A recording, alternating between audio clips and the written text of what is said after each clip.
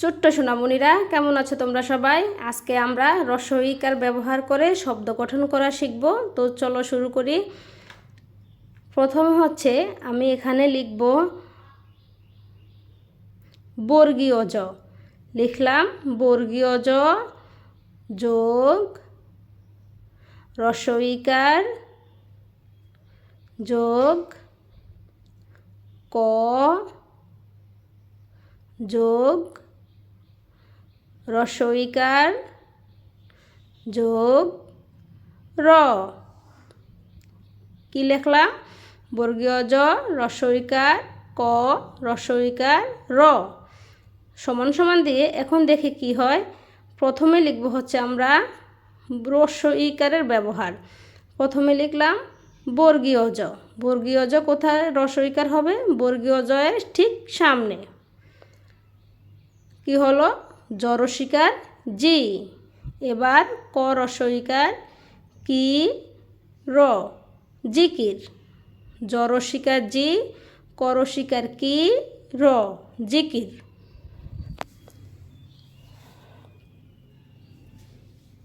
ত এ বর্ণটির নাম হচ্ছে ত যোগ হ্রস্ব ইকার যোগ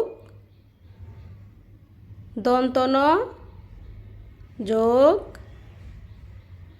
হ্রস্ব ইকার সমান সমান হ্রস্ব ইকারের ব্যবহার হবে। আগে লিখতে হবে ত, আগে লিখতে হবে ত, তারপরে হ্রস্ব ইকার কি হবে? তরসিকার তি নরসিকার নি সমান সমান তিনি। তরসিকার তি নরসিকার নি তিনি।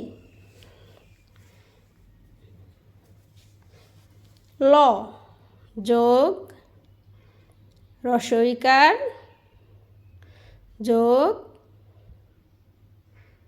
খ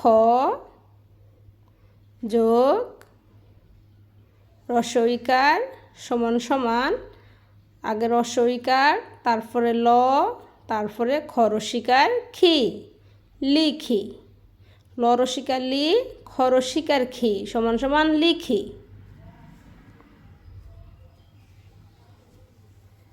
ক যোগ র যোগ হ্রস্ব ইকার যোগ ম সমান সমান প্রথমে লিখতে হবে ক, তারপরে হ্রস্ব ইকার, তারপরে র, তারপরে ম।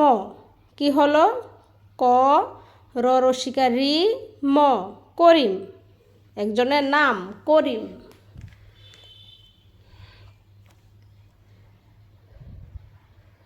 এবার লিখলাম ব যোগ আকার যোগ ত যোগ হ্রস্ব ইকার সমান সমান ব, বয়ের সঙ্গে আকার, ব আকার বা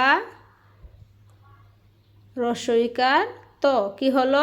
তরসিকার তি ব আকার বা তরসিকার তি বাতি।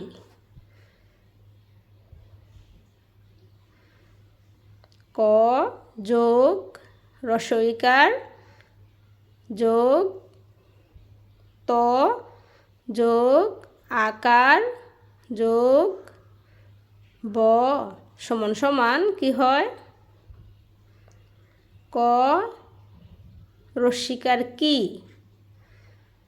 ত আকাত্তা কিতা ব কিতাব। কি হলো? ক রসিকার কি ত আকাত্তা ব কিতাব। তো বন্ধুরা, আজকে এ পর্যন্তই। আমার ভিডিওটি ভালো লাগলে ভিডিওতে একটা লাইক দিয়ে সাবস্ক্রাইব করে দিবে। আল্লাহ হাফেজ।